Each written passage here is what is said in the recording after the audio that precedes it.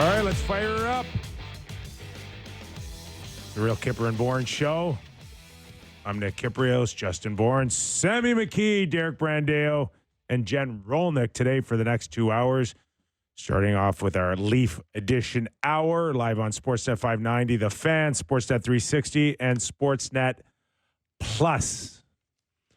Toronto Maple Leafs down the Chicago Blackhawks 4-1 at Scotiabank Arena, while I enjoyed the salmon. Not the pork chops. Not the pork chops like Sammy McKee reported in yesterday's program. The audacity to imply. I got nothing on that. All right, then. Moving on. Moving on. What'd you see? What'd you see? You were there in person. Connor Bedard. Yeah. I saw 2.5 hours I'll never get back. Oh, boy. That's what I saw. No kidding. It wasn't. It's one of those games that's just one of 82 that you have to play and you get it over with. Yeah. And what else can you take out of it besides that the goaltending continues to look really good for the Toronto Maple Leafs? Outside of that, I got nothing. There was one good team and there was one bad team. Tune in tomorrow. Yeah. And the good team didn't play all that hard or all that well. And Enough. yeah, they're fine. The bad team was just too bad to win, so the good team won. We'll talk about it anyway. Yeah, we sure will. The show is about nothing. Sammy? No. You're up. We got things to say. I think that it sucks that a Toronto Maple Leafs Chicago Blackhawks game was supposedly one of the bright young stars in the National Hockey League. 0 shots. In his second year here, that it's still such a crappy game that no one cares about, right? Mm-hmm. Like, it's just, you want that game to matter. You want that game to have some stakes. Like, the Blackhawks used to be really good, and that was a game you look forward to, and it's one of the best franchises in the league in terms of popularity, all that. Yeah. And they just come in here, and it's just another out-of-conference, boring team who stinks. It wasn't very good. No, So, and I'm curious that you kind of feel like just another game versus, should we be being harder on the effort? Like, I thought that's as badly as the Leafs have played maybe this season. They're fine in the first period. Good first period. They came out good. Second period was ugly. worst of the year, probably. Right? I think they had 7 shot attempts. Okay. Third period, not much Let's better. go to Craig Berube on our first Kippers Clipper on his overview, and then we'll follow it up. Good first period. I thought we started off the way we wanted to and, played our game. Second period, not so much. We just didn't make a play, couldn't win a battle, and, we just couldn't advance the puck well enough. We just got hemmed in our own zone. Then we took penalties. Oh, but our PK was excellent tonight, and that was the difference in the game and our goalie. That's what it boils down to. Like, that's a really positive coach. They've had a really good run right now. Yeah. You get points. You gotta pick your spots. Yeah. On when it come down on them. I kind of tend to agree that wasn't the spot. You do, eh? Yeah, I do. I was texting with people during the game, and it was like, if Berube's the accountability coach, I'm surprised that there wasn't some hey, let's roll out the bottom 2 lines over and over here. We have the lead. It can get tiresome over 6, 7, 8 months, depending how deep you go in the playoffs. And even a guy like that, for it to really be impactful, you can't go to it every time there's a lull or a bad spell in a 60-minute game or game to game. So they've been accumulating points. Yeah. So far, they feel good about each other. The effort wasn't exactly great last night. The execution wasn't exactly great. So I think he bit his lip last night. I do too, and so I give him credit because there's something political about the way he approached that press conference. He didn't feel the need to jump all over the guys. A lot of hockey ahead. I get that. But I do feel like if in a game like that, you sit a couple of guys down, say, I don't like your effort tonight, whatever. Then when you sit guys down throughout the year, it's not a big deal because guys kind of get sat down when they're not going. That's normal. Right now, if you never do it, By the time you Yeah. bench a guy, it's a big deal. It's like, Yeah. oh man, he hasn't benched anyone all year. I don't know. Felt like a spot last night where maybe it was like, I don't know, let someone know it wasn't acceptable. I watched the clip from the state-controlled media after the Belief or whatever their thing is. It's not called that, is it? It used to be called Belief, I forget what it's called anyways. But they showed the clip of Berube going into the room after and doing like his usual thing, and he just is basically praises Stolarz, says penalty kill was good. That's what and then he just said, "We know we're way better than that. See you at practice tomorrow." I think that's great. Like I'll be honest, I think it's great. I am surprised though, knowing who he is going into this year, what I expected. I think it's great to say, I'm not gonna, make a fuss over that. No, but you got to practice today. Yeah. Which you've had now 12 hours to kind of absorb the night before. I'm sure some things were said in practice today. Mm-hmm. And as you go into Wednesday against a team, again, that's struggling, that you should beat in Nashville, then you carry over the feelings that you had that you didn't really address to the point where you're talking about. Yeah. And you put them on a short leash going into Nashville. I think that's great. If you didn't bench somebody, if a few guys didn't miss a rotation, you got the first period against Nashville Wednesday night to revisit that. I think that's a great point. It's like, we're not, it has been good, so we're not going to overreact to a game where it's not perfect. But yeah, you don't want it to go on too long. There's like a nice drop pass in the neutral zone where you're up a couple goals in the third, and it's just like, just get it going forward. Go forward. Couldn't win battles, had trouble exiting their zone. Just wasn't very pretty. Not a big deal. They win. A couple guys had great nights, and we'll talk about them. But that's the one thing that caught me off guard. Yeah, I think the difference between them in years past losing that game, where they've lost that game a lot of times over us doing this show, they've lost that kind of game a lot of times. I think the difference between that is 920 goaltending and 893 goaltending. Like true. They've lost that game a million times where one or two bad ones goes in. Samsonov's in net last night. It's 3-3 instead of 3-1. They're chasing the game. Like they're behind the 8 ball, and then you just have elite goaltending, and you win. So That's allowed. Yeah, that is allowed. I'll throw this one to you, JB, and maybe get your thoughts, Sammy, if you want to touch on it. But like, if you were to last night, if you were to look down your bench. Mm-hmm. And you would have liked to seen someone maybe miss a rotation. Tell me who. I guess names that come to mind would be Nyes and Nylander.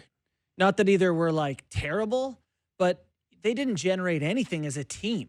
And Marner has been the guy who has kept your team afloat for, a month without Matthews. Matthews has played 2 games, so really tough to lean on either of them. Yeah. But just to let the guys know, like, it's not okay to play down to the level of a team like the Blackhawks, who were on the tail end of a back-to-back and outplayed the Leafs in the last 2 periods of that game. You agree? Yeah, and I think Willie's ice time was pretty down last night. I think he maybe was in the 18 range, if I'm not mistaken. I think I looked at it after the game when I was doing Leafs Talk. Maybe I'm wrong on that, if you could correct me. But I think his ice time was down a little bit. Yeah, I think that's just, like you said, 1 of 82, where you're never going to get 82 consistent efforts, and you hope on the night that you don't get the consistent effort that your goalie bails you out and you end up beating a bad team, and that's kind of what happened. Yeah, actually, to your point, Nylander is at 18 minutes, basically even, 18:03. Yeah.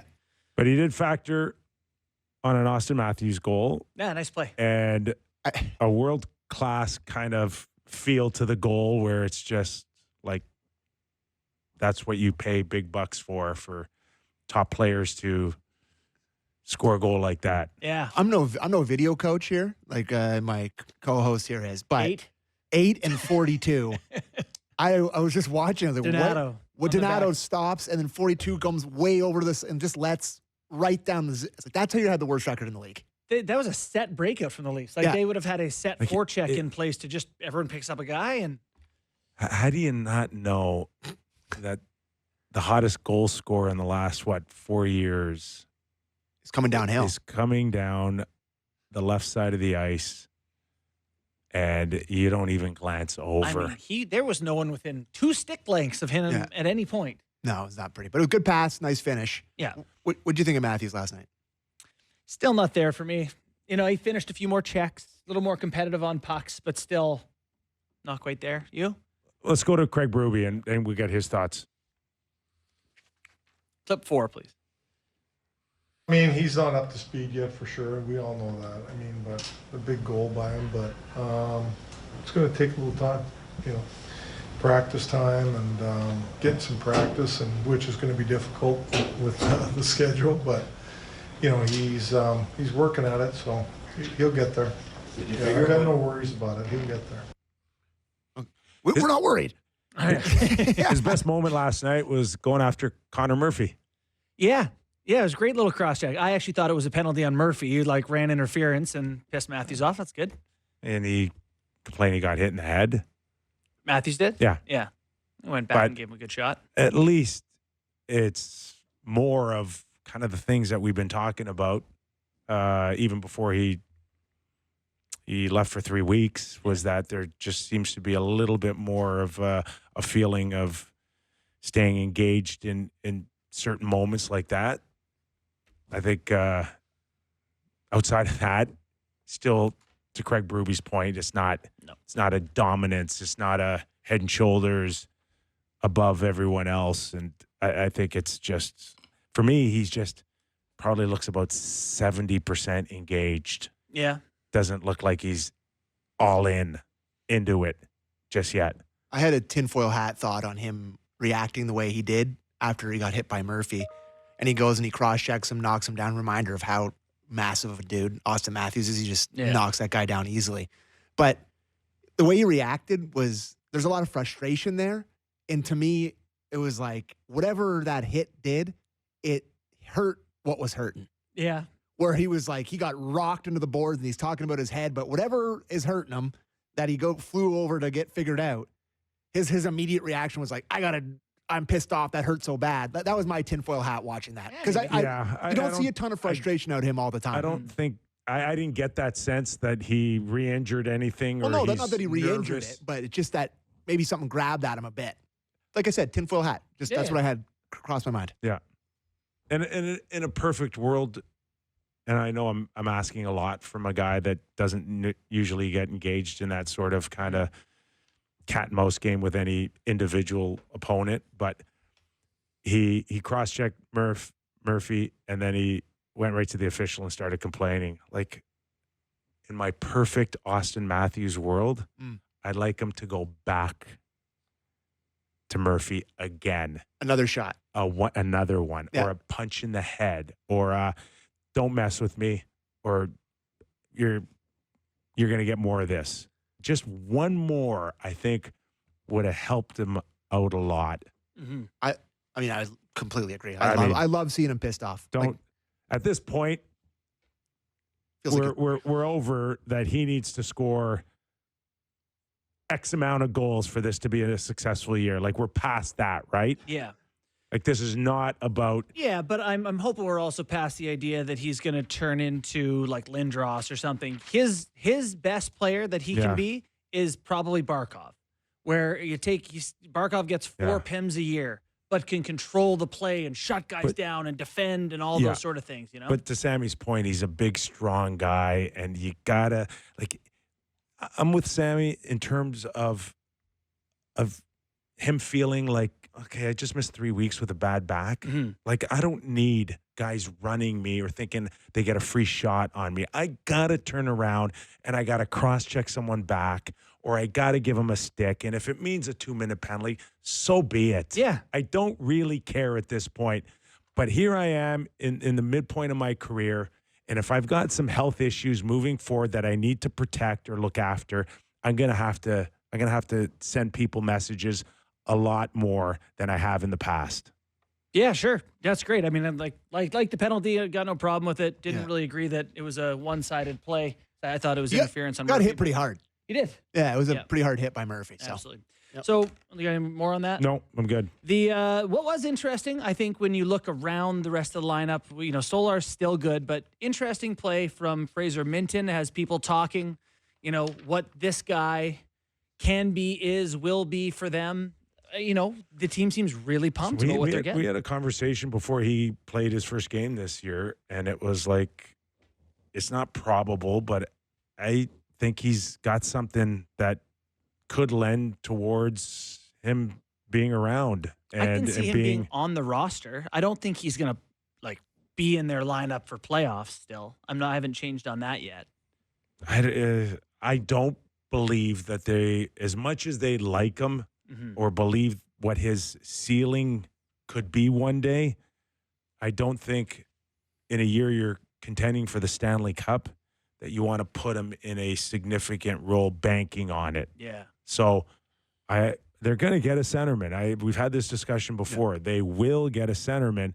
The question is, like, where is he towards the latter part? Can he even find himself on a fourth line or next man up in the press box? Our guy Luke Fox, when he scored last night, tweeted out his stats, which is like, 5 games, 2 goals, 4 points, and then David Kamp's stats, which, I think no goals, 18 games, whatever it is. He's smart. He is smart. You can tell that he's just a guy that I think has a really good feel for the game. Yeah. And there's a maturity level above and beyond any player typically his age. Do you think the comparison I've seen people making as sort of a best case scenario for him of Anthony Cirelli is unrealistic?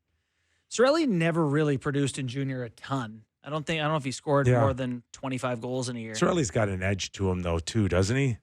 Yeah. I mean, he's so competitive. He's one of those guys that's just dog on a bone type of player, which I think is all you need to be in terms of feist. Yeah, Cirelli wasn't a huge junior scorer. You're right. Scored the Memorial Cup winning goal for the Oshawa Generals, though. There you go. Not afraid of the big moments. Yeah, the Minton Camp thing. Like, I think Leafs Nation really is moved on from Camp. But I also think they misunderstand what he is. Well, that's the thing. It's just like, well, playoffs start. Like, look at this bottom 6; they're playing pretty great. And, like this kid looks great. He's scoring and excited about a new thing. But I gotta tell you, like, I know David Kampf isn't perfect, clearly, but when he's playing well, he's long. He has a role on the team. Penalty kill, face-offs. Like, there's a reason why you committed $10 million to him. Yeah. Oh, he was 5th or 6th on in ice time for the Leafs each of the last few years. Like, he plays like the top guys. Yeah. He used the heck out of him. He's important for that. Oh, he's the first guy over the boards with Mitch Marner every penalty kill. Yeah. Like, and it's just, people are so quick to be like, Minton scored twice. Yeah. It's like, get him in there. Yeah. Just, he's good in the playoffs. He plays a role. I don't think the Leafs are ready to see if they can move Camp so they can put Minton right into a spot. No. I don't think that's coming. If you look at Stanley Cup winning teams over the past 10 years, they have like 1 or 2 players under 25. Like, there's barely any young guys, special guys. I think the Avs had Makar, and it might have been even McKinnon was 25 or under that. Someone wrote this recently, but it's not common. So to ask Minton at 21 to come in and play center in the playoffs against Florida and, Carolina and whoever, it's a huge ask. Now, I don't want to tamp down the excitement because they got something here. Yeah, I like the kid a lot. He's changed what my expectation is for him. It's sort of like the pecking order when it comes to prospects, because, whenever we talk about a big trade, the first name is Cowan, right? Everyone's like, oh, you wouldn't touch Cowan. You wouldn't touch Cowan. Yeah. Akhtiamov, right? The goalie, like all these guys. But Minton, for me now, watching him play in the NHL this year, I'm like, oh, boy, he's maybe better than I thought he was. He plays winning hockey. Totally, he does. Totally agree right now. I think no questions asked that whatever trade talk Brad Treliving's engaged in today or will be engaged tomorrow or next month or the month of March, that's the first name that I think teams would feel like I can legitimately get him tomorrow. Right? Yeah, I don't even think it's Cowan because I think it's Leafs aren't going there. Mm-hmm. And Nyes, we know, isn't going anywhere. No. Mm-hmm. So if I'm a team right now, the most realistic name I want off your roster today is Minton. And you know who those teams are? It's teams like Chicago and San Jose and Anaheim, and teams looking for someone Calgary. who's structurally good and Right. young and plays the middle like that. He's a valuable guy all of a sudden. You know, Not all of a sudden. He was. Yeah. You could see it last year in training camp, and then Yeah. they gave him the 10 games, and then he got stronger this year. And even though he was hurt, he goes to the Marlies right away and raises eyebrows again. And I think they've known what they've had they've with known, this guy but for a I while. think that's all hypothetical until you see Yeah. him do it in the NHL. We actually have a second clip. We haven't played either of the clips on it. Did we not play No, the first one? I don't think let's so. play the first one. Clip 2 on Fraser Minton. What did you make of Minton's game? Very good. Very good all around. Do you see him improving as this I time do. goes? Yeah, for sure. He's getting more comfortable, I think, and up here in the NHL, and just from his injury and everything, I think he's starting to feel comfortable. And I thought the line was really good tonight for us, and he was very good. Likes him. Likes him. Likes him. Why don't we do the second one there? Yeah. Clip 3 on Fraser Minton. Oh, he's excellent. He's he talks really like a vet on the bench. He's already got that mindset and mentality and knows the game extremely well. He's not a guy you gotta really teach a whole lot to. I mean, it's just he needs reps, and because he understands the game, he understands the systems very well, and has a very good hockey IQ. Wow. Talks like a vet. Don't have to teach him. We've been around a long time. You don't hear too many veteran coaches talk about a young kid like that. Yeah. Very seldom. I mean, he rung one off the post a game or two ago. Like, his 2 goals don't feel like he's gotten lucky. No. The game in Florida was that he hit the post in that game too. So, 4 points in 6 games. Looks good. Impressed. Off a Grabenkin pass that post, our boy, the Greb show, Greba, Banking. is really making a name for himself. Yeah. A lot to like there, too. Yeah. End of the period, end of the game. End of the game. What did Doesn't you matter. think? Is there any point in doing that, or you're fine with? Oh, I love it. Yeah. I absolutely love it. The Leafs have not had this. Right. Do you want to know his mentality on that? Do we have it? Oh, we do. Okay, Clip let's have one it. from Nikita Grabenkin. Last second Yeah. the game. Yeah. And game don't done, you know. Right. I stay ice, you stay ice. I play, you play. Don't stop, don't relax. You play NHL, you understand. I kill you, you kill me. It's business, you know. I kill you, you kill me. Yeah, It's business. No problem. No problem. So you're my interpreter. That was. 'Cause Don't stop, I don't end know of if I game. got 4 words out of that. Don't stop. End of game. I kill you, you kill me. It's business. No problem. No problem. He's got no problem with you continuing to kill each other after the whistle, Yeah, which I think is delightful. for sure. Like, if I played against him, I would want to kill him. Yeah. Right? Like, that's the difference now is that guys get to go around and run around a little bit like that. But there's not a feel like he has to drop his gloves and defend himself. Oh, we did. Yeah. We did. And there was like 4 or 5 guys that would say, okay, let's go. Come on. Yeah. It's You can just act not like enough. that. Yeah. And now there's just nobody. Yeah. There's just nobody. There's just a green light for these. I'm telling you, if I played in this era, probably would have been suspended You'd be like Nick Cousins 3 or 4 times. I would have just, you would have hated.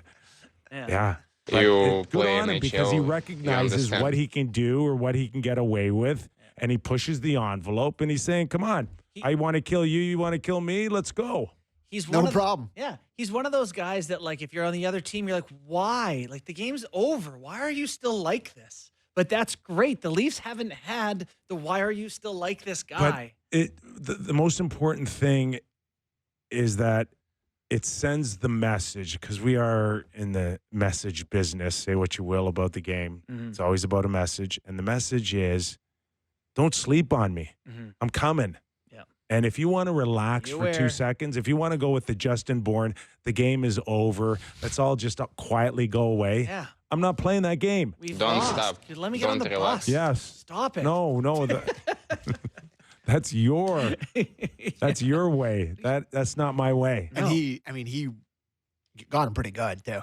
Hammered him down. Yeah. So it's nice to see. Let's hear what the coach has to say in clip 7 on Grabankin. He doesn't take any time off. That guy. He's a hard-working kid. I think he's got a real good future. I do. I like his grit, his determination that he plays with. Now, there's a lot to learn. He's a young guy and hasn't played a lot of pro over here, obviously. So he's learning on the way, learning on the fly, and he's strong. He's a big guy that's strong on the puck, and like I said, he's just got to learn the game.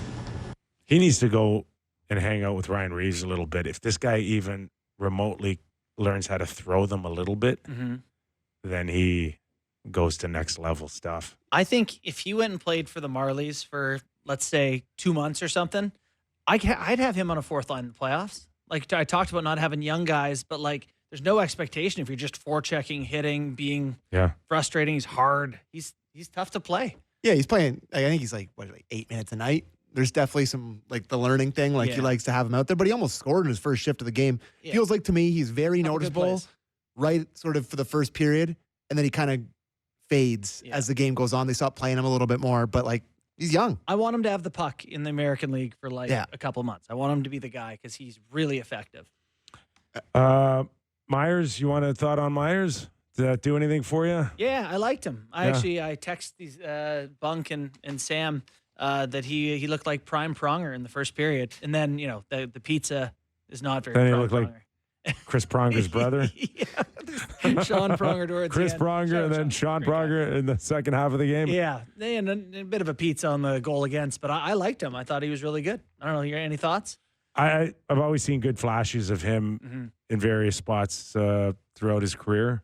It's Played just a lots NHL. matter of holding a spot and being consistent with it. But I think he's always shown wherever he's been he can manage. Yeah, it's hard when you don't play. Like you're gonna make some mistakes, and I think they're understanding of that. He ripped a lot of pucks, which his coach asked him to do. Yeah, but like that's your seventh guy, or not even. You got Hakanpää. Right now, the way they practice, they had Benoit Myers on the third pair with Timmins out. So like Timmins, Hakanpää, you got like 8D, Rifai if you like them. I've never had this many D. I don't think I would include Hakanpää in that a ton. Well, I don't know what his status is. Yeah, he's on an IR, and I don't know. Yeah, I have no real. What would you say? You don't. You do Hakanpää? here. To like play matter for the league. I wouldn't hang my hat on it. It would be a bonus if somehow, some way, this guy gets himself ready. But if he can't string 2 or 3 games together, how the heck is he going to do it Playoffs here. in the playoffs? Yeah. So I just think it's, like I said, pie in the sky, cherry on a Sunday. Maybe he shows up in April, but I wouldn't count on it. The tough part is I just said how much I like their D and their D depth. Yeah. I don't love it for playoffs necessarily. Like I liked the idea of a veteran older guy like Hakanpää being your extra. I don't love the idea of Myers being like, trying to earn an NHL spot during playoffs.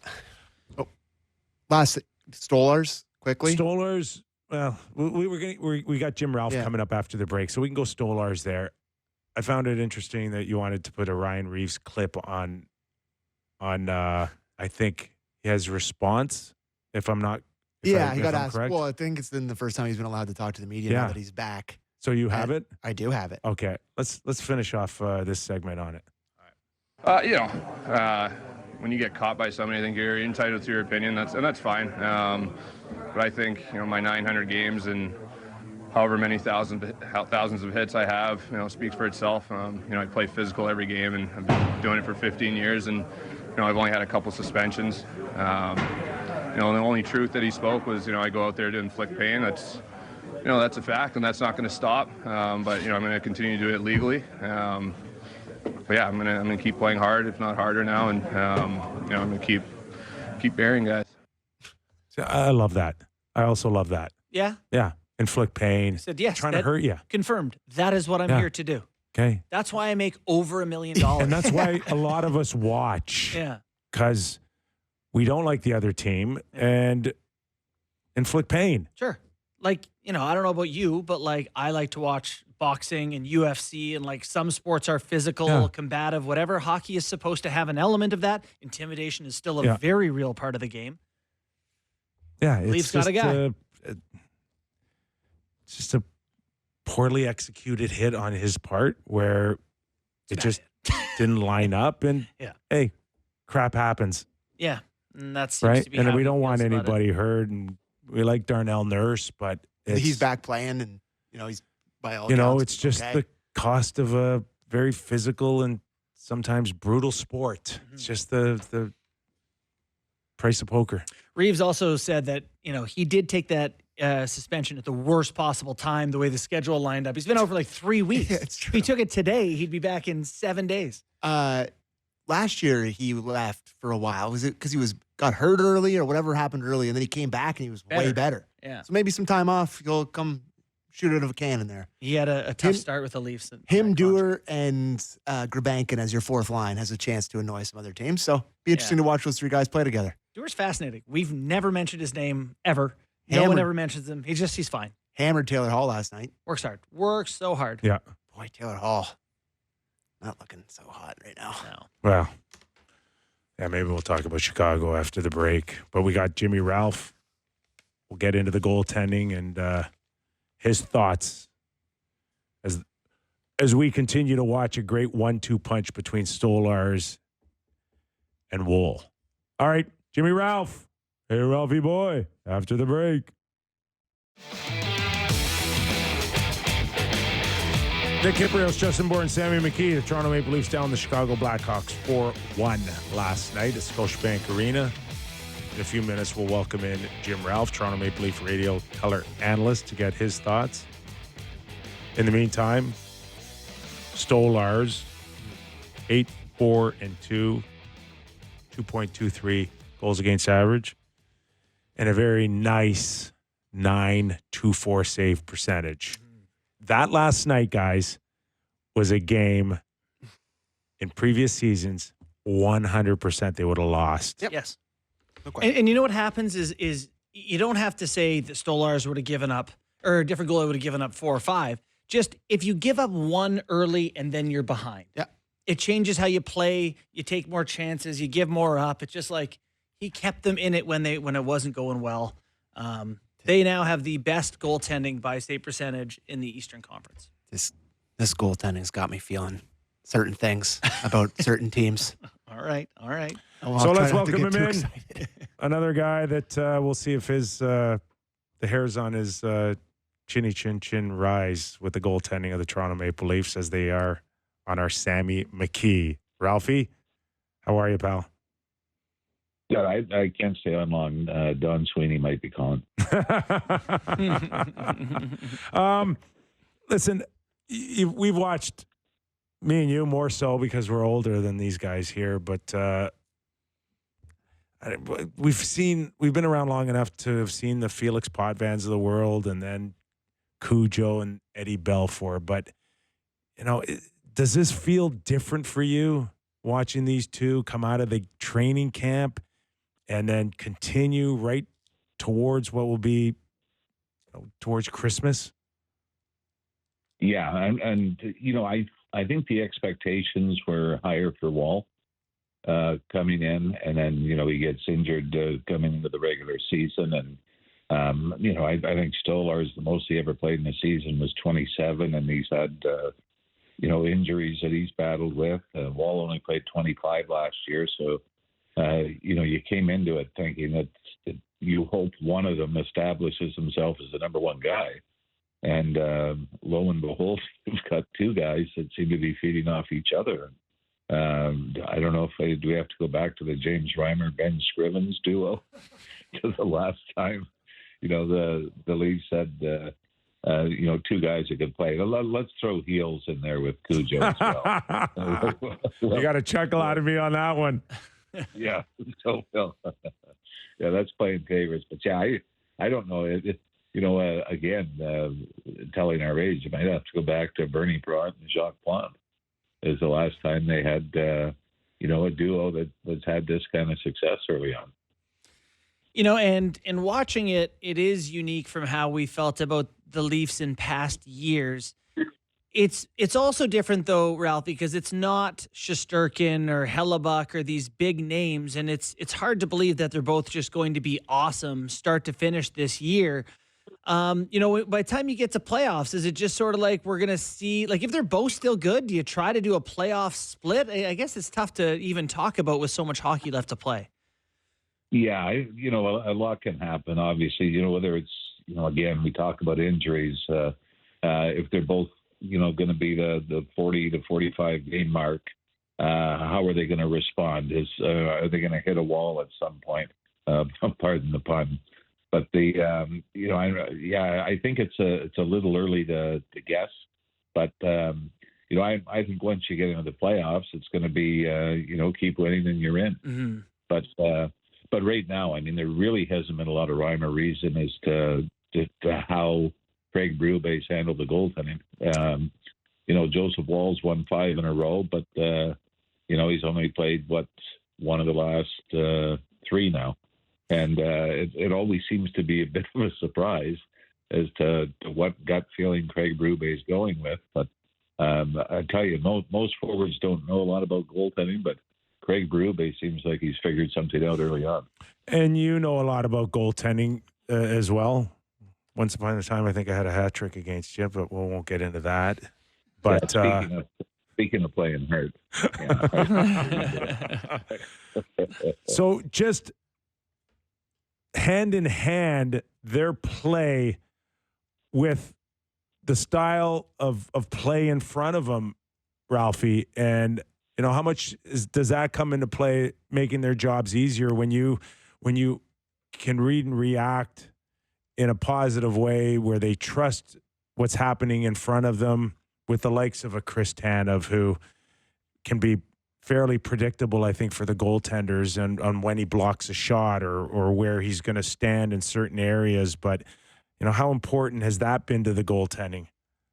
Oh, that's huge. And other than, they hit that stretch where they lost in Columbus and then lost at home against St. Louis, there have been some stretches where they've given up a lot of odd man rushes.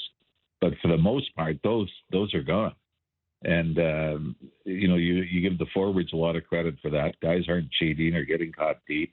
For the most part, the defense, all the pinches they've made have been well executed. And the kind of the riverboat gambler mode seems to be out of their game. And, I still think there's that worry that, if you start to lose 2 or 3 games in a row, guys will want to go back to that. And I think that's what the test is going to be. But I started to worry the Columbus St. Louis stretch where you're thinking, oh no, we're starting to see some of the things that we saw, over the last few years and giving up chances. So I think it's huge the way they played defensively in front of them. For the most part, rebounds are cleared. Having said that, the difference was goaltending the last 2 wins, in Tampa and then, the game last night. But I think for the most part, it's there's a real trust between the defense and the goaltender and vice versa. And like I said, we're going to see some blips along the way, and it's going to be interesting to see how everybody reacts to it. So one of the reasons they're playing some good defense is they got a pretty good defensive center going right now. Fraser Minten. How excited are you about Fraser Minten? Because I know Leafs Nation feels pretty good about things. Yeah, but I mean, when you start getting guys back from injury and, he doesn't have to clear waivers to get sent back, unless he forces their hand to try to move guys out, the excitement is rather contained on my part. I think he's given them a lot more than they thought he could, after missing training camp and coming back from the injury. Brad Treliving said, even when he was called up, he said, in a perfect world, we want him to have more time down there and be in more situations and grow his game. But you've got to be thrilled. I mean, I know it's a short sample, but it's, he's isn't he leading the bottom 6 in scoring in 5 games? I think probably. When you stack them up against everybody. So the points, I think, have been a bonus, but he's been very reliable defensively as well, which I'm sure they love as much as the offense. Ralphie, Austin Matthews scores his first goal since returning from injury, yet it just doesn't seem to be all there that quickly for him in terms of seeing him with his A game. What have you seen or not seen so far out of Austin Matthews?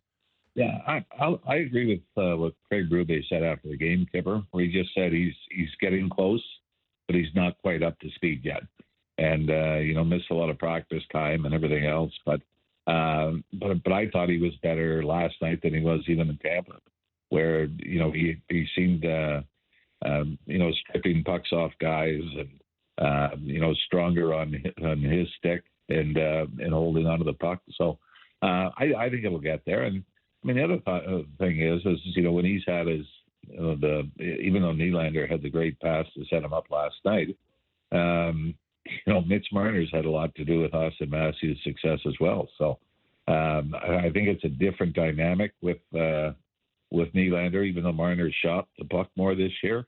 You got 2 guys that like to fire it. So it's the line itself, I think, is a different dynamic when it comes to what we might see production-wise. How about down the D-core? Philippe Myers got in last night and I thought played pretty well. Connor Timmins is doing well and Benoit's kind of finding his game. When you're looking at the bottom pair for the Leafs, where do you sit on who's kind of the front runner for, being a playoff guy for them? Well, I mean, a lot of that's going to rely on, Hakanpää, and if he's able to come back and play. And, I think there's some legitimate concerns there, but I think you've got to be thrilled with. Benoit's one of those guys that, he signs from Anaheim last year, and he's supposed to be a depth guy, but with injuries, he gets his chance and plays himself into the lineup. And then at the start of this year, it looked like he might be the odd man out, gets his chance, and he's. I don't know about you, Kip, but I always thought it was dangerous that if he sat out and then came back and played well, then the coach is going to go, oh. That's how we're going to handle him. He's going to sit a lot because he plays better after we've sat him out. But for Benoit, it seems to be almost a motivator for him. Put me back in the lineup, and I'll show you why you shouldn't have taken me out in the first place. And I just think you love how physical he is, and stands up for his teammates, and really is the prototypical 5-6 defenseman on a team that you want. I think it's the perfect scenario when you have not only 1 or 2 guys in the stands waiting to take your spot, but even 2 or 3 in the American Hockey League, that it absolutely keeps everybody on their toes. You don't know whether you're going to be out a week, 2 weeks, or possibly, being sent down or traded. I mean, that's sort of the stuff that I think is true depth when you try to win a Stanley Cup. Yeah, and it's funny though, if as long as you keep winning, it takes all those questions out of the mix, doesn't it? Mm-hmm. Oh yeah. But if you don't, then you've got depth. then you've got to hope you've got depth at that point. Hey, just one more thought. Watching the game last night and watching a guy like Connor Bedard, would love to get your thoughts before we let you go, Ralphie, on what you see or again don't see out of his particular game.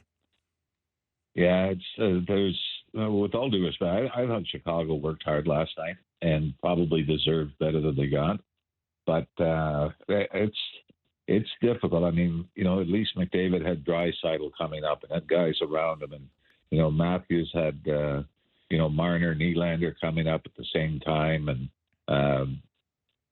Connor Bedard seems like he's sort of on an island. And Teravainen, I think the majority of his points came in the first 5 games.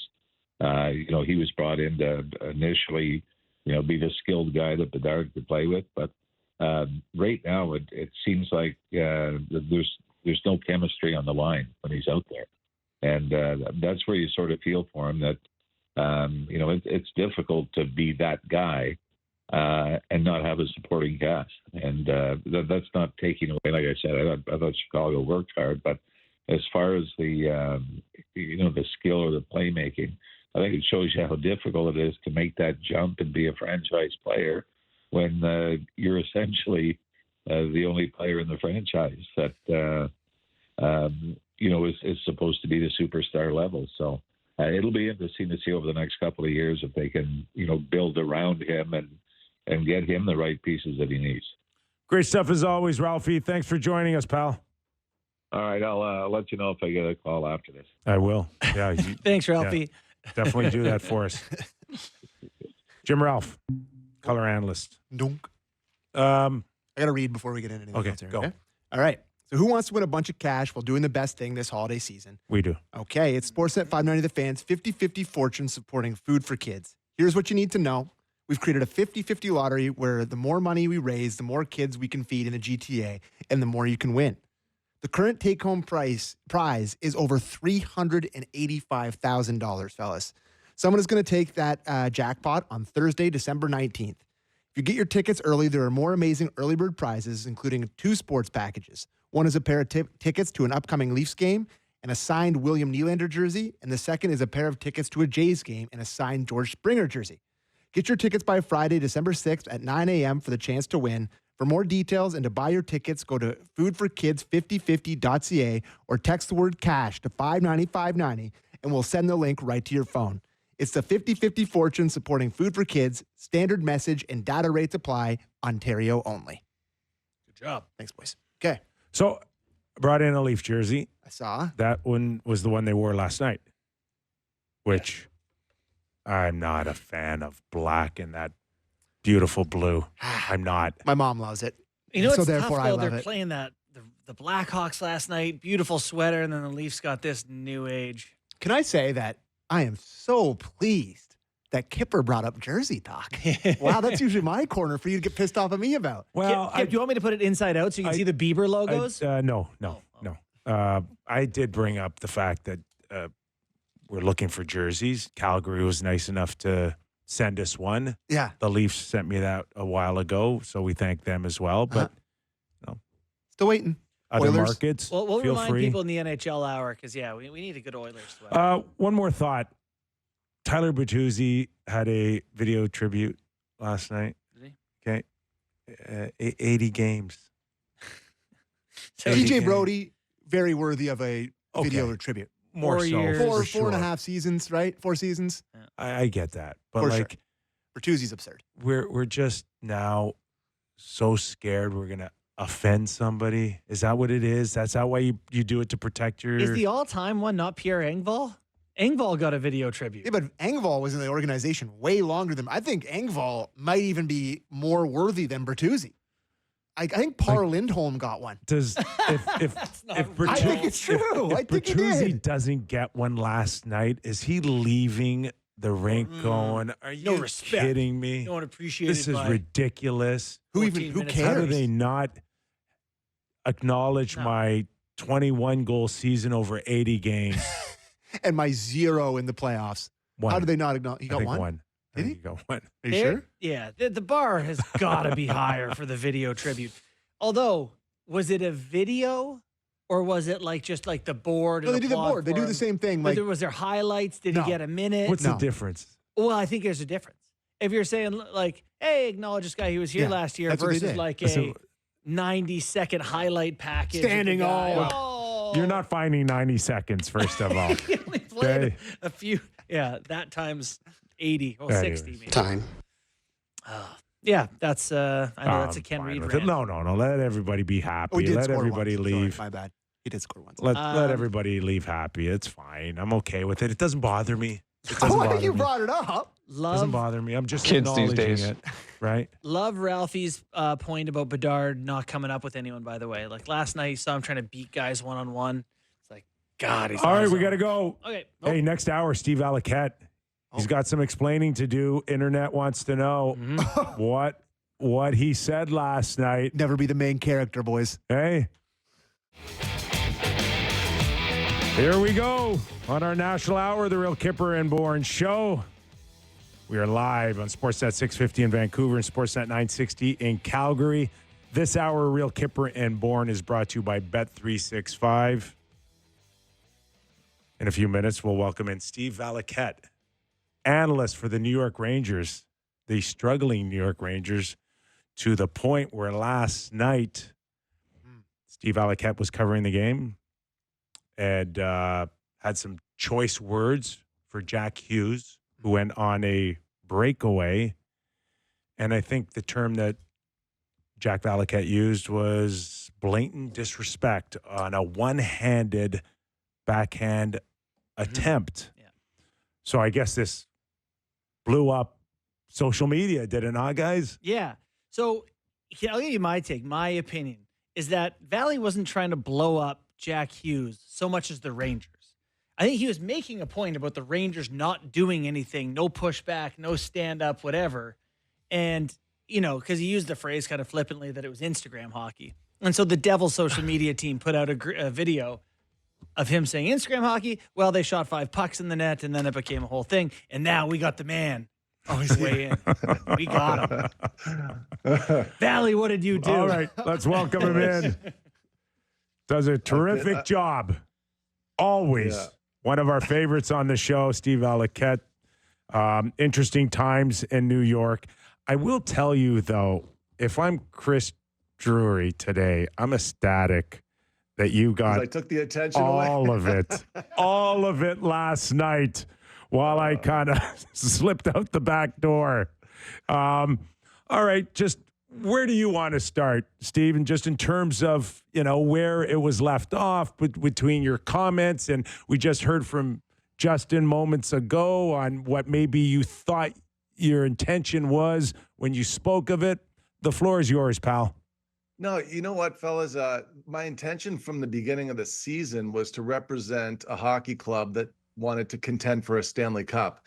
So the bar is so high, and I know you guys go through the same thing in Toronto. You can break down and pick apart wins because you don't like them because you know they're not going to be wins in April, May, June. We're in the same position here in New York. The start was great. It was a 5-1 start, marquee win in Toronto. But to be fair, that's the only marquee win the team has had this season. And shortly after that, it was October 24th, the Rangers played against Florida at home. And it was the first game of the season against a real marquee opponent at home. And they got smoked. And from that point to now, no team in the NHL has given up as many rush chances or overall chances as the New York Rangers. They're not playing well at all. They know it. But the thing is nothing's changing. In last night's game, knowing the Devils are a top 3 rush team, they gave up an odd man rush really early, 30 seconds in, and then 2.5 minutes in, Bratt scores on a 2-on-1. Now, they're down 2-0. The Devils get 2 breakaways in the first period, one of which Jack Hughes has 0 back pressure. Everybody was either falling around or out of position. By the time Hughes received the puck, he didn't have to take a hard stride. That's how much space between the next checker and Hughes.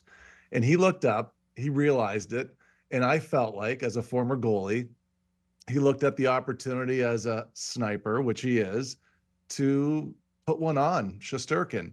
And what I thought was interesting was that he's a sniper on breakaways. It doesn't matter if it's Hughes, McDavid, Snuffleupagus. I think it's the same point to be made, which is, and I'll tell you this, Hughes, 80 breakaways over the last 3 years. He's got 25 goals. So he knows what he can do on a breakaway. And I think he took an opportunity to play fancy. Now, the issue I had wasn't with Hughes as much as it was there was no pushback from the Rangers. And that's where I left it last night until I woke up this morning and I had to take my Twitter feed and put it to the back page because I had to get work done this morning. Yeah, so it was more criticism of the Rangers than Jack Hughes' actual play. You know, he's a skill guy who makes skilled plays. Do you have a problem with a player trying to score a goal that way, or even you think it's showing a guy up, right? Well, no, you know what it is too, Borny? It's back to the conversation about the playoffs. What we don't see in a Stanley Cup final, That semifinal, we don't see Michigans. We don't see Forsbergs, it's tight hockey. And that's the standard I've held the Rangers to all year. I want to see from them that type of game, the same way you want to see that from the Leafs, and the same way any fan base wants to see their team win the right way. And in terms of that, though, I know that I would like, if I was the goalie, for my bench to have my back there, the guys on the ice to get into the face of the players that were doing that. If I was on Hughes' team, I would have been happy for him. But if it's, in that situation, especially with the way things have gone this year and they haven't gone well, you'd like to see some pushback. Valley, you're 10 years younger than me, and I tend to see your side of the things that you just talked about. Now, in saying that, I don't necessarily agree with you that was a blatant sign of disrespect for no other reason than listening to Jack Hughes' comments after the game with, what does that mean? And when I hear him... You don't think that No. What I'm lending towards is that there's a sign of the kids today that I honestly believe that they don't see it that way. And the things that they want to do today that we would have found goofy or a sign of disrespect for the goalies, they don't see today. They don't. And that's why they're willing to try all these things. And yes, they may not try them in the playoffs because they got a guy like Tortorella over their head saying, get rid of that crap. But if they didn't, I think we would see more of those attempts. But, and I never want to crawl into a goalie's head in terms of what you find disrespectful or not. I think that's your right as a former pro goalie to understand where that line's been crossed. But I think they don't know any better to feel like they're not crossing any line. This is just one of the ways I want to try to put a puck in the net these days. You know what, Kyper? I don't disagree because I'm on the ice with high schoolers a lot, all summer, collegiate players, OHL players. And oftentimes when they don't finish a rebound and their posture comes up and they stop playing, I always wonder, why not make it play out like you would in a game? Or if they're not intense on a rebound the way that you would have to be in a game and they do go into more of a fancy mode, I always say to those guys, I'm like, hey, look, if it doesn't feel like a game, don't do it out here in practice, because now the goalie's not getting a good rep and you're not getting a rep that you can keep when the game begins, because the game's going to feel foreign to you if you're not out here performing with game posture, game intensity. I think that's a big piece that gets missed a lot in practice. But I do wonder if sometimes when I'm speaking to these guys, especially the prep school kids now, I was on the ice with, Taft kids, Avon kids, Brunswick kids for the last number of weeks. And sometimes they might be looking at me like I had two heads. And I'm like, come on, guys, like, if it's not going to happen in a game, don't do it that way out here. Oh, listen, in my era, again, even if I tried that stuff in practice, like if I tried to get any cheese past Glenn Healy in a practice, I'm getting either a hairy eyeball or I'm getting that heavy Victoriaville stick that he used to use right across my shin pads. Like, there's no more competitive guys on any hockey team than the goalies. You try to embarrass them even in a practice, they'll have none of it. And that's why if you feel that way, like I can't put myself in a goalie's shoes to understand what Shesterkin was thinking too. I wonder if he thought it, because it was the first thing I thought of when I saw it. That was the first thing that bumped into my head. I was like, oh, geez, like that's takes a lot of nerve to do that. And I think he was trying to have a fancy one, because my point about him being a great goal scorer off the breakaway is he could have beat him straight up if he wanted to, but he wanted to make it look good. But anyhow. Okay. Anything more on that? Night for the big guy. Yeah. Hey, listen, we all have them. And I thought it was a fair point to make. The only other thing I would add is just the way that people perceive scoring on goalies, I feel like has changed a little bit. And I think it's evidenced in the shootout by the guys skating in slowly, which I think in some cases they genuinely believe some of this odd stuff is effective. So that's the only 2 cents I have to add to that. Okay, let's just stay on the New York Rangers because that's where the meat and the real story is, in my opinion. And just in terms of let's start with Shesterkin. This guy was almost like godlike, for the New York Rangers. We're talking about how much money he's going to make as the new highest paid goalie in the league. And yet now you watch what's happened in the last week and a half, 2 weeks, and he's looking way more human than he ever has before. And the coverage that maybe he was more comfortable with a week and a half ago, 2 weeks ago, is gone now. And maybe the lack of trust in front of him has made him really feel like there's some nights he can get blown out like it looked last night. We were talking before the game and the pregame, Kyper, about time and space and what that does to a goalie and how it neutralizes their ability to just get a read on it. The New York Times had a really good article yesterday, and it was on goaltending, and it was the evolution of mobility and then being able to have a high hockey IQ. And if you have those two things, you're a modern goalie having a modern skill set that can be very successful and consistent in the NHL. Now, certainly Shesterkin has those two things, but he has the most difficult environment around him. And I know we've talked about this on the show before, and people that are listening maybe for the first time must understand that the goalie is always reading off the positioning of his own teammates. And that way he knows what the options are for his opponent. And if you don't have good sticks and you don't have positioning, the goalie has very difficult math, and there's too much conflicting information that he can't just lock in on his target. One of the best examples right now is the success that Hellebuck's having. He has faced the fewest time and space chances, whereas Shesterkin has faced the most. So when you look at Hellebuyck playing a game where he's able to lock on a shot, and his numbers, I went through all the goalies today, guys. Hellebuyck, where the heck are you? 88 clear-sighted shots over the month, because I was looking at how everybody's preparing before the tournament that's coming up, and he hadn't been scored on once.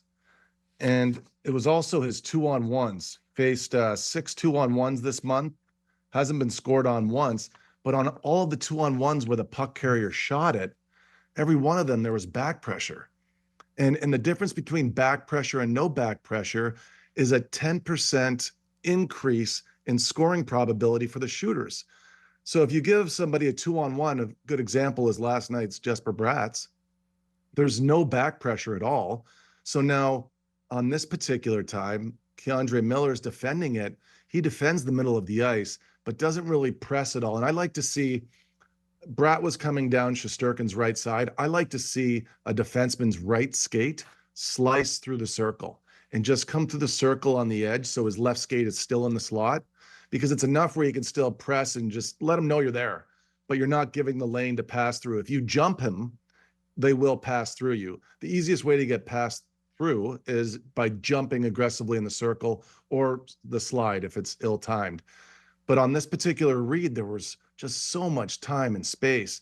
And I feel like Shesterkin is stuck there. He's physically stuck, he's mentally stuck, he's technically stuck, and he gets beat on a shot through his 5-hole. And the second shot in the period goes through him because he's leaning to jump off the pass. And to me, it looked like he was jumping on the pass on both goals number 1 and 2. And that would lead me to say, wow, this guy's game's breaking down right now. This isn't good, because over weeks 1, 2 through really 6 of the season, he was carrying everything. Valley, goalies aside, you've been watching this Rangers team as close as anyone. They have not had success since the trades leaked, the big names being Trouba and Kreider. What do you make of the status of this team? I believe they lost 5 straight games now. Well, so yeah, Bourne, they lost 5 and then they won 1. Oh, okay. And then they lost again. And the games that they're losing, guys, it was 10 of the last 17 where they're giving up 10 or more high danger chances in a game. The game on Friday in Philadelphia, it was 8 in the first period. And we're talking about a game's worth of high danger chances in one period. It's been so difficult covering the team and not being overly hard on them or overly critical. But look, the nut and bolts of it is that if you don't defend in this league, you're going to look silly out there. And even the next game that's coming up on Friday against Pittsburgh makes me a little nervous because Pittsburgh's a run and gun team. It's not the ideal opponent for the Rangers at this stage that they should be playing another run and gun team. In the last 5 games, they've had losses against Carolina, Edmonton, Philadelphia. These are all top 5 off the rush teams, including the Devils that we just saw last night. So that's 4 of 5. And, it hasn't gone well. It's like they keep going for it with these teams and they want to trade chances, and it's not fitting their game. The one area the Devils are weak is net front. They're not a great net front team. Shots from the point, coming off the walls, protection in front. Joe Micheletti had spoken to Sheldon Keefe about it, and it was a concern. And it was something that was seen in the data as well. They're 31st at protecting net front. So knowing that, I was hoping the Rangers were going to play a net front, congested, win battles in front game, and it just never materialized. They wanted to play them off the rush. We're talking to Steve Valiquette, analyst for the New York Rangers on MSG, also CEO of Clear Sight Analytics. Just to kind of stay on the Rangers for a little bit longer here, Valley, and maybe I'll include the Nashville Predators in this. And I don't know what data can tell us, but just the odds of so many players underperforming at the same time. And what are the odds in that? And I look at this lineup and I see the big boys up front, but where they're truly underperforming for me all at the same time, and I'll include Keandre Miller and Adam Fox and Trouba and Lindgren, is on this blue line. Like, they're not that bad. If you watched the game over last night, I bet you guys would say 15 to 20 yips. There were a lot of yips. I mean, guys on 2-on-1s, the puck's just taking off on them. Plays in zone where you're trying to bump it back to your defenseman off the wall, right to the slot, scoring chance Devils. There's a lot of lost confidence there, and I'm sure that you guys felt that at some point. You could probably even point to a point in your career where, oh my God, I didn't even want the puck at that point. I was struggling so bad. Didn't want to see a shot for me, but you didn't want the puck on your stick because you just didn't feel yourself. That's just run through the team. It's just where they are right now. And I mean, you can say it, Kyper, like there's a Barclay Goodrow move, and he's a glue guy, and he gets moved, and I think it bothered the players. And there's also a move with potentially trying to trade Trouba, and it's blocked. His wife is going through a residency here in New York City, and Shesterkin's without a contract. There's a lot of noise. And what I've always felt like over the years is that the noise off the ice always finds a way onto the ice. It always does. And they've had even though they're an experienced group, they just haven't blocked it out at this point. And I think that they've done everything they can to try and resolve it, but it just hasn't been there. It's a different look this year. And every year you're trying to get the spirit of the group to a point where you feel like every guy is pulling for each other. And I know that in '94 you guys were using heave ho. Yeah. And I'm going to see Gravy here in an hour. We're doing an event together here in New York. And, I'm sure those guys are around the team with some insight too, because you can't play this game. I always felt like as a goalie, as soon as the opponent went individual during a game, you could see it. You're up, sometimes up 3-1 in the third period, and then your opponent is trying to go 1-on-3 on your team, and you're like, oh, we got him. There's a sense that you got him. And I feel like it's going the other way for the Rangers, where they've been gotten here a little bit, trying to not skate together, not play together, pass each other's problems onto one another. It's been a tough run. This is the toughest run here I've seen in 10 years. Valley, I put an article on Sportsnet.ca today about. Can I go one more on the Rangers? Yeah, just real finish quick. up the Are Rangers. you gonna go Canada? Team Canada? Yep, okay, one more on the Rangers. Quickly. Can this affect Shesterkin's contract status? Well, you're gonna have to call Kevin Weeks. But it's funny. I called Weeksy last week because of his comments, and I said, Weeksy, what do you know? And he goes, Valley, Vegas, ooh, Chicago, ooh, maybe he doesn't want to sign there, ooh. Yeah. I was like, Weeks, you're not giving me anything. You're just messing with me. But he does want to try to win now too. Is what the information that I'm getting, that it's very important to him that the Rangers stay competitive. If you're going to start dishing off all these veterans, and you may not be looking for veteran presence in return to keep you in the mix, maybe that changes a few things for him. Well, there's been a lot of change. I mean, look, the start that he had, you would have felt like, Chris Drury, you made a mistake. Should have got him done early. It's going to cost you now. And now you're back to, geez, I mean, you could play it both ways, Kyper, from both sides. Yep. I mean, you might be wondering, like I'm telling you right now, it's the funniest thing to me is looking at the data that includes the time and space, because Shesterkin should have allowed 25 goals this year based on the difficulty of all these chances faced on the time and space ones, and he's allowed 23. It's only a difference of 2 goals. Like the best goalie in the world, when he faces time and space, fellas, he's still just about league average. That's how important defending is. Yeah. And if you don't get that, you'll never win in any level. Because, and I want the viewers and the people listening to know that when there's a stick coming into play before somebody's trying to shoot on your goalie, as long as the goalie can see that stick occupying some space and it's ready to get there, as a goalie, you can lock in on to where you believe that shot's coming from. And right now, anybody coming in on Shesterkin has 5 feet on each side and 5 feet north-south. And you're like, they could do whatever they want. And they, especially on the east to west stuff, guys, time and space, it's like a chance that goes from 30% to 40%. Can you give NHL players extra 10% all over the ice every night? That's in essence what's happening with the Rangers. Yeah, recipe for disaster. Team Canada. You got to pick 3 goalies. I have my roster projection on Sportsnet.ca. I have Thompson, Hill, and Binnington, not because they've been the best, because that's who I think they're going to pick. Is there anyone? How do you feel about my picks? Is there anyone you think they should be picking instead of those 3 guys? What's Max saying? I'm not telling you it's true, just what I heard. Yeah. What do you got for me? So I heard that DeBoer and Cassidy aren't big on Thompson. Really? Yeah, so there might be an influence there, and I'm hearing it's Binnington Hill. Binnington Hill. I'm not telling you it's true. Right. It's just what I heard. Okay. Well, that's a couple of guys I'm not shocked to hear. A couple of Stanley Cup champs. No, Hill's been really good. So I got his numbers in front of me. He's had an awesome, you know what it is too, boys? We're talking about who's going to get hot for 10 days, right? Right. And Aiden Hill has had an awesome month. He's had 8 broken play goals against, which is a high number, but those are always reflective of luck and bounce. So if you take those out, or at least 4 out, his save percentage would be really high. 26 east to west chances faced in the month, only 4 goals against. You'll notice if you watch him right now, you just saw him last week against the Leafs. He played great.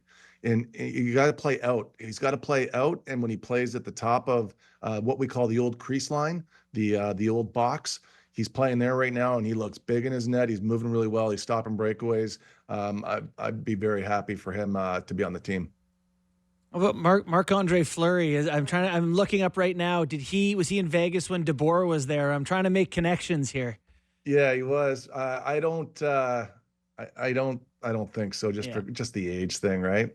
Just like not Skinner, being awesome no. right now. Skinner. Yeah, I was kind of thinking about Skinner a little bit too. But you know what? I got one of your old teammates, Kyper, Nemchinov. He was my coach in Russia. Yeah, and I had a couple of good games at the end of the year, and I was coming off the ice. He was giving everyone high fives. You know what he said to me? Too little, too late. Yeah, it sounds like him. Too little, too late. You mentioned Skinner. Really, at the end of the day, if he loses a spot on this team, it had everything to do with just a weaker blue line, to your earlier points, correct? At the end of the day? Yeah. And look, to be fair, he had a really strong blue line last year that elevated him to goal away from everything. And it's coming for him, but he's a very good in-zone goalie. I wouldn't trust him at the highest level with the skill level on those rosters off the rush.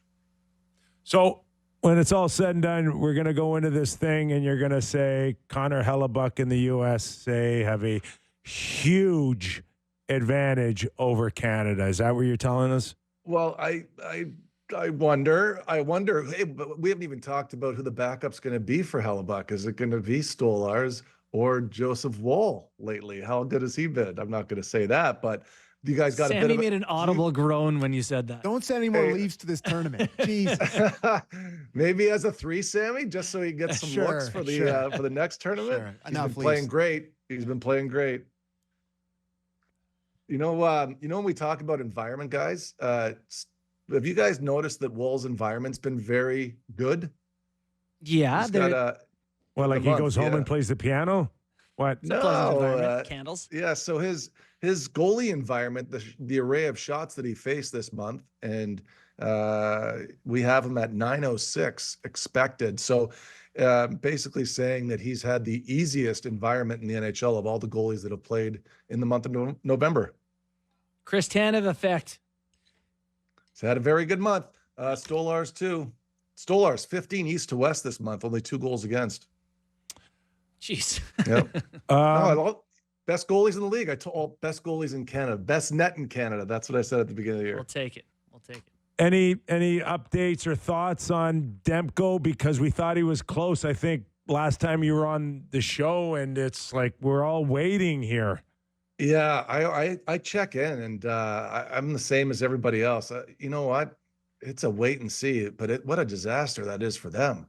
It's been tough. Yeah, Shilov's not holding up his end of the bargain, is he? No, well, I think it gets back into a little too much too soon. You know what else I've been hearing from a lot of goalies in the league this year is that guys aren't happy with the lack of practice time. Yeah. Didn't think I'd hear that as often as I do, but when I talk to NHL goalies this year, one of the issues everybody has is that with the mandatory day off each week, plus the amount of games each week, they're not getting their reps. And like when I talk to them about breakaway reps, because when do you get your breakaway reps? Typically at the end of practice when guys stay on after, and they're not getting breakaway reps. They're not getting the reps they need to stay fresh. And I always think of Benoit Allaire, our coach, Henrik and I in New York. He used to always say to us, be patient with yourself the day after a day off.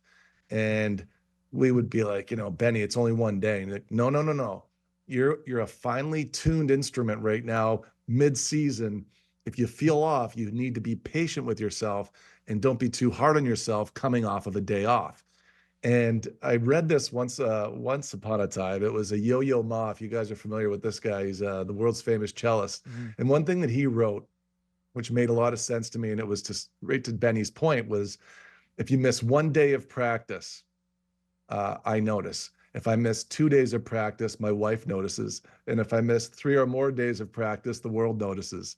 And it's a funny thing at the NHL level when you get there and you're that finely tuned and you're in season, the practice time, a lot of guys are complaining about not getting enough reps and they're not sharp the way they should be. And I think it's something that really influences the way that you play all of your game situations. Okay, I have to follow this up before I let you go then based on what you just said. If that's all off of one day off, what the heck's going to happen in February when the goalies that don't play in this tournament get 3 weeks off?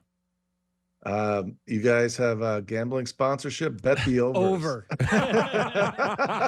Bet the over. Thanks, Bet365. Like, it's going to affect different guys in different ways, right? Hey, Kyper, do you remember the pucks that were going in the year after the 04-05 lockout?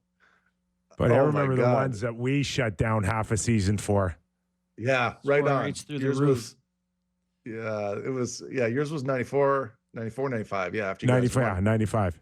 Yeah. So I'm expecting it. It's going to be wild. I got to say, it's been a fun year, but there's a lot of change in the game. And maybe that's where I came from last night too. It's I feel like I got to lawyer up for these goalies right now. They're getting work. All right, pal, we're going to let you go. We got a lot of blatant respect for you on this show. We got to just make sure that you know that. Okay. Hey, boys, I'll tell you, man, I have been in one today. Buddy, in one. You can handle it if anyone can, Valley. You got it. You're a shot blocker. Easy. Try to be us. Take care, fellas. Have All a good right. one. Thanks, Valley. Steve You too. Valiquette, analyst for the New York Rangers, MSG, and CEO of Clear Sight Analytics. People, He thinks that maybe Jack Hughes was a little kind of coy with the comment, but I honestly believe that Jack, when he said, I don't know what that means Steve, by the way. Oh, Jack Hughes. Steve. Yeah, No, Jack Hughes. Sorry. Okay, my bad. That he didn't really understand that where Valley was coming from. Yeah. Like it's not disrespectful if I think that I can score this way in today's game. Yeah, Jack Hughes is one of the guys in the league that, Valley made the point that you don't see that in playoffs, and you haven't. I think Jack Hughes would do that in playoffs for sure. I do. I think, to him, it's a way to get a puck past a goalie. He, if anyone, is the most confident person I've ever heard speak. I think we're doing all right. I think we're a bit of a heater here. Like he's, but I he's actually can't stand him. You know what I'm saying? But he's incredible, and he knows it. And I think he's Quintessential American hockey player to me. And there's a lot of them in our league right now that are just like, yeah, I'll try any game. If it works, it works. If it doesn't, it doesn't. Like Cup final, Game 6, breakaway. Is he doing it? Is it like the now famous Kucherov move where the no touch? The no touch and he slides it in. Yeah, like he fakes the was that on a shootout or a breakaway? He did it in the game. He did both. He did both. He did both. He did one in a game that he kind of lost. The nerve to try that. Yeah. Like just not in my world, not in my day. I would be interested in looking that up, and I wonder if it was in November, December. This feels like the time of year where guys are like, it's game 30. The one a stud. The one that he did in the game, and I'm just a sicko that I remember this stuff, but the one he did in the game was against the Capitals. I think it was Holtby, and he did a few stick handles over top of it, and it kind of slipped through the 5-hole, and it was sort of the one he got was Robin Lehner in the shootout. Yeah, he got him clean on that. Which I think is actually the nastiest shootout goal ever. Like, it's just, for him to pull it off like that, have it go perfectly 5-hole, I love that one. So, but yeah, I don't think he's trying that in the playoffs. Kucherov coming down out the wing, I don't think he's going for a no-shot shot. No, it would be pretty audacious. If he's not trying it in the going no playoffs, blocker. it's only because the guy behind the bench has put the handcuffs on him. It's going to sit you down. Oh, yeah. No, I don't think I agree with that. No, I do for sure. Because I am not Jack Hughes, but my job was to score goals at different levels. Yeah, but you're not going to try a no-shot shot. No, Maybe but try I to go would backhand try cheese things, and or- I know that I've been told not to try things anymore. If and you that believe happens. that, then it adds to what Steve Valiquette said then last night in the I think in the Kucherov broadcast. and Jack Hughes are two totally different situations to me. Why? Because Kucherov's won. He's been in the playoffs. He's a killer. He's this type of guy. Like, he's a. You think Jack Hughes cares about that? No. Jack No, I Hughes don't think- sees himself as Kucherov. Yeah, but I don't think. I don't know. Yeah. Maybe I'm talking myself into a corner here. But I think Jack is who's more likely to do a one-hander lander in a playoff game? Definitely Jack Hughes over Kucherov. I'll agree with that. I just think Jack just marches to his own drum right now, and there's a lot of them now, and that's just that generation now. Yeah. That's what they do. I'd say we're doing okay. This is definitely a generational thing. I don't though. even know what that means. I can't. He drives me crazy. I will say, like what Valley I'm so said, ready to hate him on USA. was Holy. at least a reasonable suggestion from Valley. Totally reasonable to be like, that has been a sign of disrespect. Yeah. So for Valley to suggest it is fine. The Devils to grab it and make it a social media post and put Valley in the crosshairs like that. Yeah, I mean, I don't even know what that means. I bet Glenn Oh, Healy that's just- give me the wooden goalie stick helicopter like by my Yeah. ears. Oh, listen, I was you know? after your era, and I would get stuff like you shoot one off the crossbar in practice, and the guy takes a blocker swing at you. You're like, sorry for trying to score, man. Yes, exactly. My way. By the way, Valley, talking about practices, I didn't know any goalies who liked to practice. Would have loved to have been teammate with one goalie who liked to practice. Anyway. Okay, we got to take a quick break. Yeah, we got a break. We've been late. We got to take a quick Super. break. And then When we we'll come do- back, Game time on the other side. we'll do game time on the other side. Plus, your Sportsnet.ca has the latest on Team Canada projections on the lineup. We'll get right into that. And my beef with the NHL and the Players Association on I can what's tell already we're tight for gone time. on. And Philip Hronik injury update as well. All right. Back when we return after these words. Last block on the Real Kyper and Bourne show. A reminder that this hour of Real Kyper and Bourne is brought to you by Bet365. Nick Kypreos, Justin Bourne, Sammy McKee, and it is game time. It's game time, presented by Bet365. Visit the app for latest odds and find out why it's never ordinary at Bet365. Must be 19 plus, Ontario only. Please play responsibly. A lot of good games tonight. Got the Edmonton Oilers and Vegas Golden Knights, probably the best game of the night in Vegas. Edmonton Oilers are a pretty big favorite, actually, in that game. Minus 135 heading into Vegas. Love a little bit of value on the Vegas Golden Knights. Money line at home, plus 115. And I got to tell you, the Sharkies have gone from horrible to totally watchable. Yes. And I think tonight, them going up against one of the best teams in the league, I think the best team in the league by points percentage in the Washington Capitals, and the fact that they're only plus 235 in that game has shown you how far they've come and how far, Bet365 thinks they are. By the way, Timothy Liljegren, boys, lighting it up for them. 3 goals, 2 assists already for them. Ooh, yeah, 5 points. 3 goals. Holy. That's his career high at the league, 4. And the last game that I'll bring up feels like these two teams play every single night, but it's Detroit visiting the Boston Bruins at the Boston Gardens. That's Boston Gardens, TD Gardens. And the Boston Bruins are minus 180 favorites against the Detroit Red Wings. Both those teams are pretty mid to me, but the Detroit Red Wings are worse, clearly, plus 150. Take a long shot on the Red Wings. They got to win eventually at some point here. Get a big win. So give me the Red Wings plus 150. And that was game time, presented by Bet365. Visit the app for latest odds and find out why it's never ordinary at Bet365. Must be 19 plus, Ontario only. Please play responsibly. Lily has seasons of 6 and 5 goals with the Leafs. Lighten it up. 3 is not his career high after all. Okay, Sportsnet.ca on the eve of Team Canada being announced tomorrow. Yep. You've got your picks. Yep.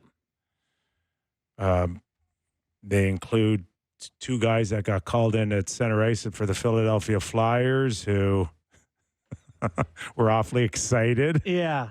I wrote that in the article. I was like, maybe I wouldn't have picked him, but we kind of know what happened here. I love that. Yeah. I can't pretend I don't know. I love Konechny. Yeah. Konechny's a great player. Travis Sanheim is a little bit, so after this happens, I look into Travis Sanheim as deeply as I know how through all my Yeah, of course. I kind of feel like, how did I miss him in some of my previous iterations? Like, Yeah. he had 44 points this year. He's 6'4", 222. He's got 15 points this year. He plays good competition. He kills penalties.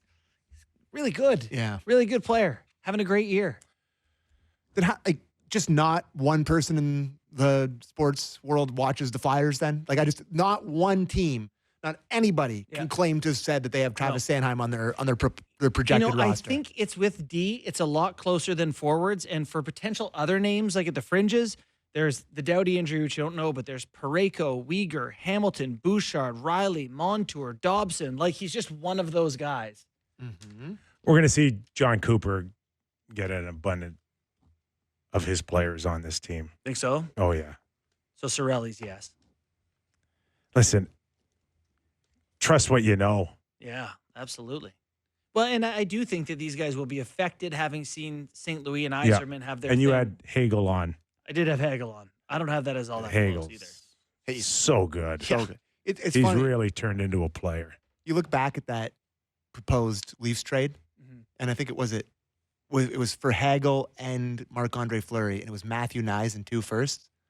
I don't even think that would be that bad of a trade, looking back at it, if you had Hagel on the team right now. Because the reason it was so high was Hagel was making $1.5 million for like 3 years or something. But if they at least just had Hagel right now and Nyes was on the Blackhawks, I don't think we would be like, oh my God, how they, it's that's a fascinating what if. Mm-hmm. Definitely is. Last night, Connor Bedard, not even a shot on goal against the Toronto Maple Leafs. That all but solidified that he won't be on the team. No, he's not on the team. I mean, he's not. And Celebrini will not be on the team either. Nope. Okay, how do you put these kids on now, knowing that there's so many other these great names that are having good seasons, that are projected stars on their respective clubs? Like, you can't do that. No. Not 2 years away projecting that, they're going to be on the Olympic team, so let's put them on now. Like, we could all be at hit by a bus between now and 2 years from now. Let's see how they look in 2 years before we decide they're on the 26 Olympic team. For sure. And I look at your forward group. I'm like, where are they getting in there? Like where's? Yeah, who's coming out? That's like those two top lines. So I'll just try to rattle it off. Point McDavid, Reinhart, Hagel, McKinnon, Marner, Marchand, Crosby, Konechny, Stone, Cirelli, Scheifele, Bennett. That's my forwards. I love those. I have Bennett in. Tom Wilson, Zach Hyman. Take your pick on that. No, Zach Hyman. No. See, I like Hyman. I know, but it's just he's not playing well, and it's just not happening. Last year, lock. Yeah. This year just hasn't been there for him. Yeah. So. Yeah, I still think he creates similar chances, and he forechecks and he PKs, and I like the way he does, the way he plays. It's a great looking team here, Bourne. Got to tell you, pretty good. Like our chances, like our chances. My beef. With the organizers of this tournament, let's go to the Players Association and the league is like, you cannot tell the players Sunday morning who's on the team. You can't have the team submit their list and think you're going to hold it off until Wednesday. I don't understand why would they. What world do you guys live in that everybody's going to keep it a secret? It's out. What? It's I don't know. It's just like, why would you do that? If the networks want to reveal it on a show, why would you let that type of information out there to just, because we're going to start hearing all of it before Wednesday. Like, you got to submit your list on December 2nd, they said. Why do you have to call the guys December 2nd? They're not making plans if they're close. They don't need 2 days more notice. Hold it. Let them find out on TV. Let them find out on TV. Okay? For the Olympics 2 years from now, do not tell anybody. I'm sorry, but if you're in this era where the players have to sell the game, then sell it then right to the very end here. Mm-hmm. Be with the fans. I'm sorry. We'd like to tell you. I'm sure you'd like to know earlier. Well, if you find out tomorrow or the next day, it's the same thing. Love this take. But Totally you agree. cannot hold it for 48 hours and think that no one's going to start. Yeah. I mean, it's already trickling out squealing. there that Marner's the only Leaf on Team Canada. It's like, it's just already coming out. Like, well, and the Bennett thing too is not 100% just opinion. Like, More- I don't know for sure, Right. And there's alternates too. So a lot of the guys have to stay ready as well. So Morgan Riley and Chris Tanev, there's a chance that they could participate in it. yeah, as alternates. Yeah. Yeah. And I could see that those guys are names that were not far off. I like Kanev hanging out in the beaches. Boy, for he 2 weeks. really he made it close for them, I heard. Yeah, good. Yeah, is that but right? just relax at home. Yeah. Just relax. Keep those, the biscuit eating legs and arms. Relax those things at home for 2 Take weeks. some rest. Yes. The one that I do have on there that I don't know, that is pure speculation, is I have Doughty as their 7th D. He is supposed to come back a month prior to the tournament, and no one else grabbed a job for me for that 7th spot. If Doughty is still hurt and can't go, you have alternates you can then turn to, but you couldn't pick someone else and then be like, wow, Doughty looks like Doughty, and put him in. I love having Doughty there. So if he's your 7th guy and he's not playing, I like him as an experienced veteran guy. Find a way to get him in.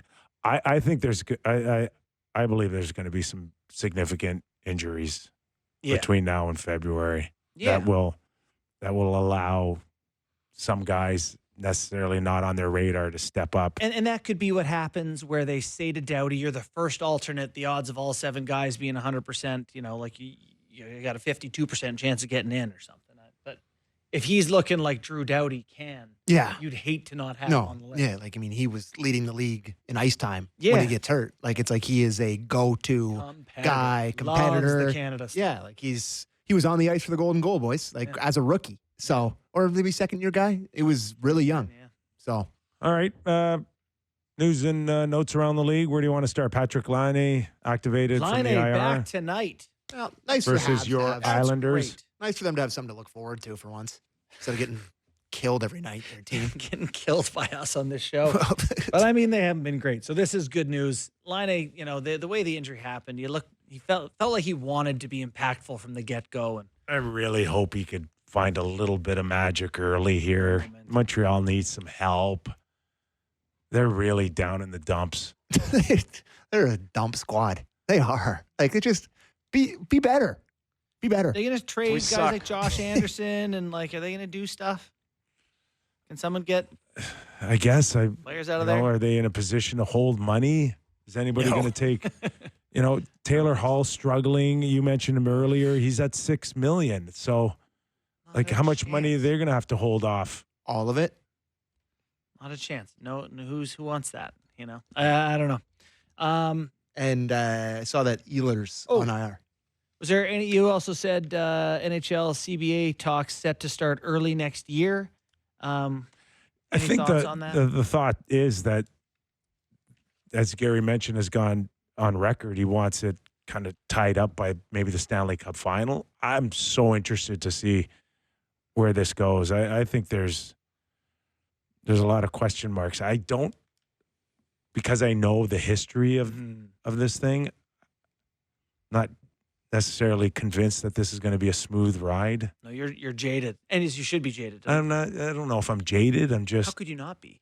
They want to make sure it seems like they're going to be. I'm so far removed from it. It's like, yeah. I don't know if jaded is the right word, but I do believe that from a view of 30,000 feet high above, that there's plenty to fight for still between the players and the owners. Both sides have issues to broach any changes they want, but the trajectory of the league combined with a strong working relationship between Bettman and union executive Marty Walsh means there's reason for optimism.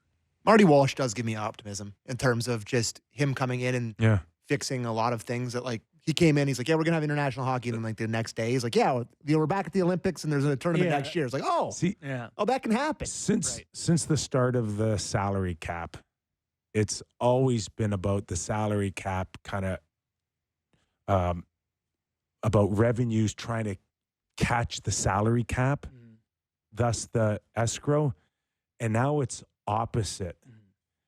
Now it's chasing revenue. Yes, the cap is trying to chase the revenue, which is okay for a few markets making a ton of money, but it's not necessarily a good thing for a lot of teams that are not making great money, maybe not losing a ton of money, but not making great money. And then there's others that do lose cash money every year. Well, you said they want to have it wrapped up by the Stanley Cup final. They have till mid-August then to get it done. So lots of time. But the CBA doesn't expire till Sept 15th, 2026. Great if they want to chat. I'm really disappointed in you because you are like an Islander through and through based on your family ties. Yep. I brought in a goalie mask that I painted when I was 12 years old. Sammy picked up on it right away. Oh, my God. And you didn't. Look at that. You painted that? I painted that. I don't know if we can get it on camera. I'll go grab it. Hold on. I painted it with model paint when I was 12. So now because, my family moved into another home, I'm going through stuff and I'm like, that is beautiful. I got to throw this. I got to throw this stuff out.